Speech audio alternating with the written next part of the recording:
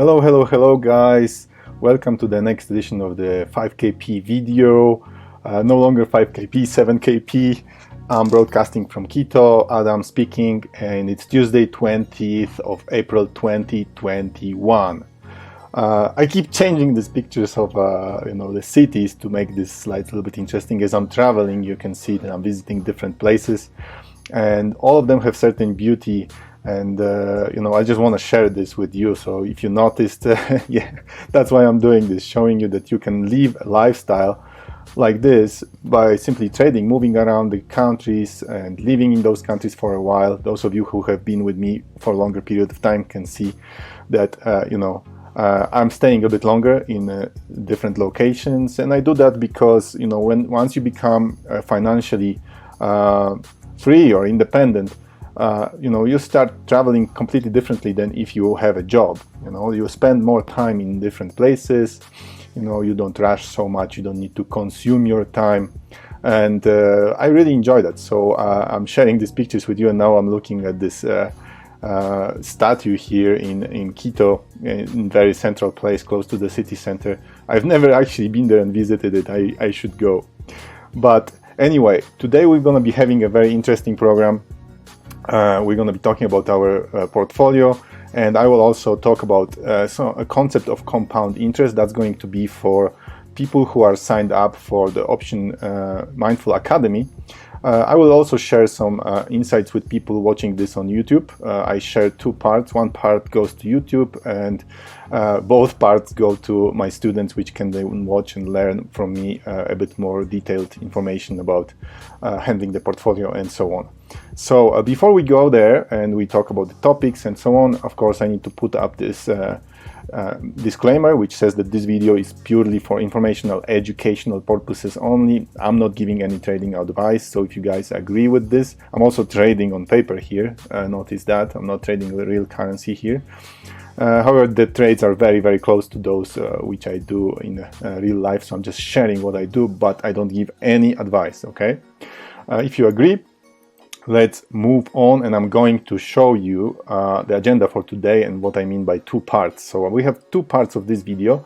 The first part will be for people who are signed up for the YouTube channel, and I will just talk about market update. I do the usual routine, talking about what's going on there, do some show you a little bit the portfolio, that it's actually performing well, and are we losing, making money, and I will talk about a few words about the current strategy, and then I move on to the part for my insiders, for the students of Option Mindful Academy, those who subscribed for this video and they want to learn trading from me.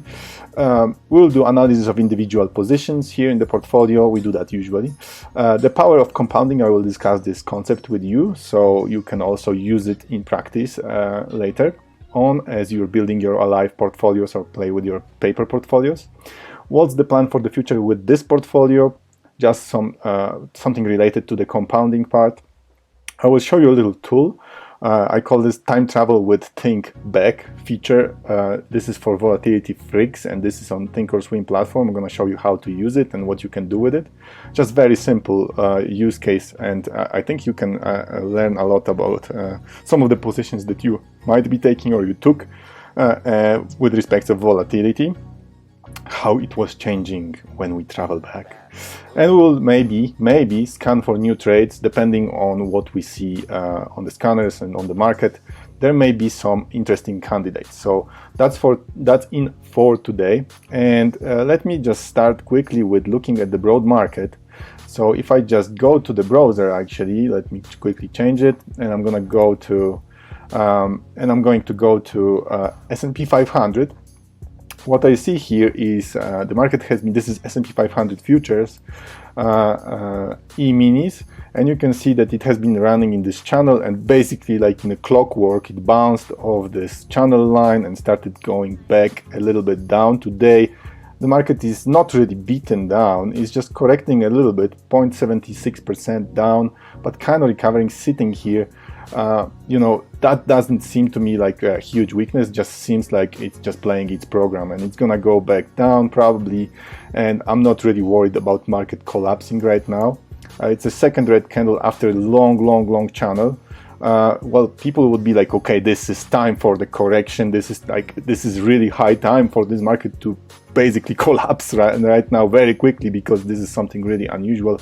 It used a lot of fuel. Now it needs to, elevator down. However, you need to also know that we're living in special conditions here. The market is really just a circus. It's a freak show. It's not something that is healthy, and has been pumped with new currency by the Federal Reserve and central banks, printing new digits and very huge amount of basically free currency flying there. And also markets are sure, more or less, that if shit starts hitting the fan, there will be this Fed, and they will rescue them. However, of course, something may happen there. It may be like some sort of a crash scenario happening. Maybe we have some other healthcare problem or something. There can be some event which may cause this thing to collapse and correct. This market is due to corrections since long period of time. I drew this, what I call alligator jaw, and if we experience a crash, it can be massive. It can be really massive looking at those two lines. But right now I don't see that. I see that this market is going to be pumped up more and more and more. And we see this also by looking at volatility index. VIX is really low. Today it increased. That was something that I anticipated last week if you watched the video. So we were correct there. And it was really, really low. Now it came back up to the levels of almost 1860. I actually touched almost 20 today. I came back down. Means that, markets start going down a little bit. People have more fear, but still the levels are very, very low compared to where they were for the previous year. Okay, that's very low, means that people are not very scared, and means also that premiums and options will be quite cheap. Also, VIX on VIX, VVIX, is increasing still, meaning that we may expect more volatility on VIX coming up soon. Prices of gold and silver, this is interesting because market is falling now, and gold and silver reacted in a proper way, meaning when markets are crashing, this should go up, and it did. So the futures, they look quite bullish. If you see the pattern here on gold, we have a classic W with the keys hello, and now it's flagging a little bit. I would not be surprised if it started going up like crazy, and I would be really surprised if it went back down. So interesting things happening on the market. This looks like a very nice recovery of gold. Sitting, like if you look at this Fibonacci retracement, which I drew here, I can extend it a little bit, touching the highs here, and zoom in. You can see that we're sitting on the 61.61, basically 62% Fibonacci line. Well, this creates a certain level of support now, because it broke through the resistance sitting there on the support line.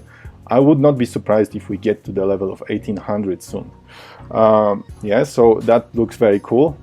What else can we talk about here? Cryptos. I'm looking at some cryptos now, and I see that they've been beaten down and they're coming up very, very volatile.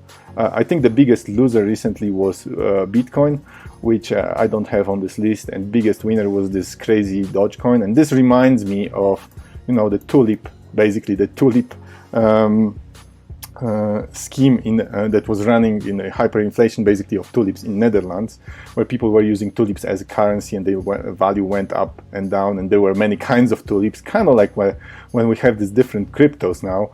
There were red ones, there were more expensive one, more rare one, and so on, and they were all being pumped in price. People, they were inflating like crazy, just to at one point crash down. And I don't know, this scenario with all these different species of coins and so on reminds me a little bit about different species of tulips, especially those which don't have really use cases but are used more for speculation, where I see exactly, Ethereum has some use case, Atom has some use case, and so on, but Bitcoin is just pure speculation kind of thing, which is not in a regulated environment, kind of like tulips. So I don't know what to think about it. I'm not really investing too much into this hype, which I think it is right now. So just a little briefing here. If we go to briefing.com, you can see that today markets are a little bit down, And healthcare, real estate, utilities were quite strong today. Financial, energy, consumer discretionary, information technology, weak sector today. So major indices trade lower for a second straight day. Well, not a big surprise there. There needs to be some profit taking, at some point of time. Weakness in cyclical sectors and mega caps, relative strength in defensive oriented sectors. Market continues to cool off despite better than expected earnings reports. Of course, they're better than expected. I didn't really expect anything different than that. But we're basically seeing some profit taking. I don't think the market is collapsing or anything like this. On the economic calendar side, you see that there is some events, but nothing really critical on the US market. There is something on European market related to interest rates, monetary policy statement that could be interesting to watch on Thursday. Other than that, not much. Next week, probably there will be something, but also I don't think too much. I don't expect too much interesting news, except here on the Wednesday 28th. You see Federal Reserve FOMC statement, federal funds rates, so some interest rates, which I'm not going to expect any surprises. Press conferences, watch this day. Other than that, anything may happen. We live in uncertain times, and just observe the markets, observe the news, and be prepared. Hedge your portfolio. Finviz, just to have a look. Okay, I wanted to show you that we are entering an earnings season now. So when you're trading, pay attention. If the company doesn't have earnings, you see major companies going to be reporting. So April 27th, Microsoft, Apple, April 28th, Google, April 27th. So April 27th, pay attention. April 28th, pay attention. Amazon, April 29th, Tesla, 26th. So soon, big players announce their earnings, and okay, the rest of the this grid or table here, map shows us that many actually big players will, and not only big players, will many companies will be announcing around that date. So before earnings is this pinky color. Maybe focus on companies which already did, or announce, or just hold back, or play the earnings game if you like to. Or just trade these dark boxes, here, like Walmart, Home Depot, Nvidia, all these. If you like to, it's okay, Disney, because they already announced, they kind of stabilized. You could see, what's going on. You don't have to be trading and risking too much in your portfolio, just, on an unexpected earnings move.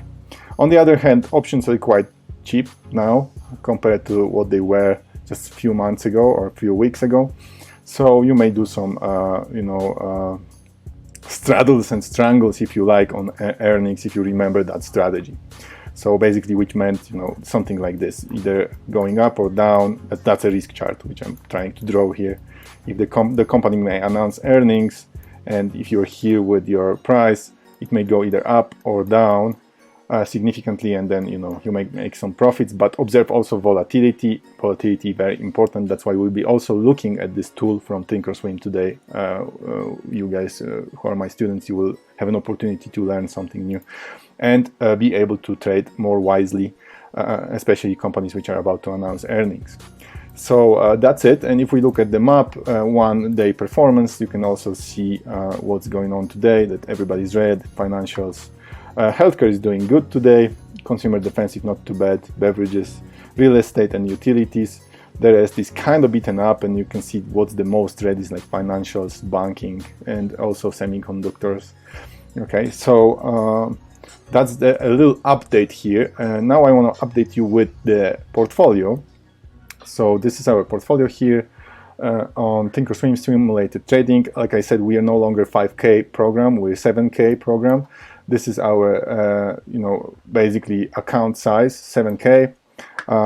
Over year-to-date performance, we can see here. So we're making basically 2.3 grand starting from 5 grand. So again, we're very close to 50% of return on investment already within, not couple months basically.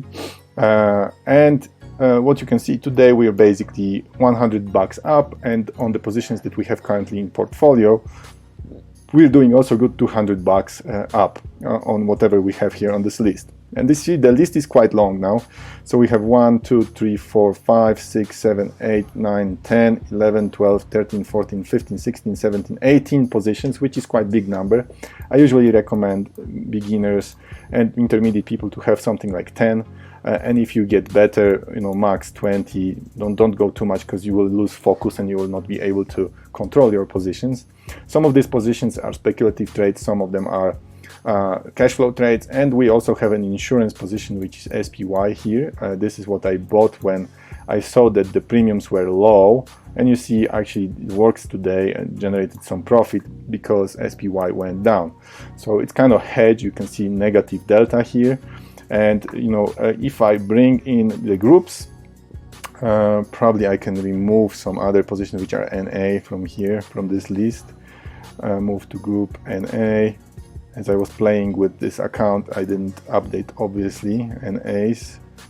Lots of NAs. So that NA basically means that thinkorswim is unable to compute that beta weighted value for the delta, and that causes the whole calculation to break down. And I see too many positions with NA, but on the positions that are having the proper delta calculation with beta weighting, I can see that overall I'm bullish. Okay, delta is 16, probably with this add another 10, yeah, so 26. My theta is around basically 13, 14, something like this, so close to what this is.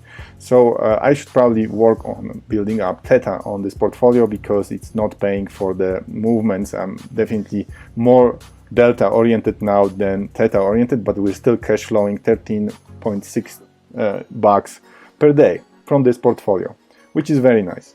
Okay, so what I'm mostly invested in is companies which are digging something out of the ground, and this is mostly gold and silver and uranium, and very little positions which are doing something else. So you can see the telecom, you can see that Walmart is here, but the rest is basically just mining sector.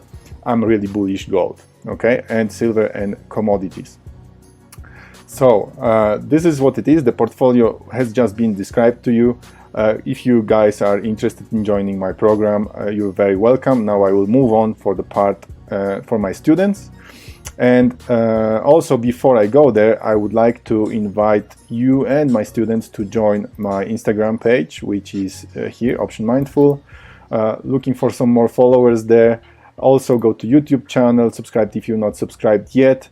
Of course, if you're watching this on YouTube, but maybe if you're watching and not subscribed, then please subscribe.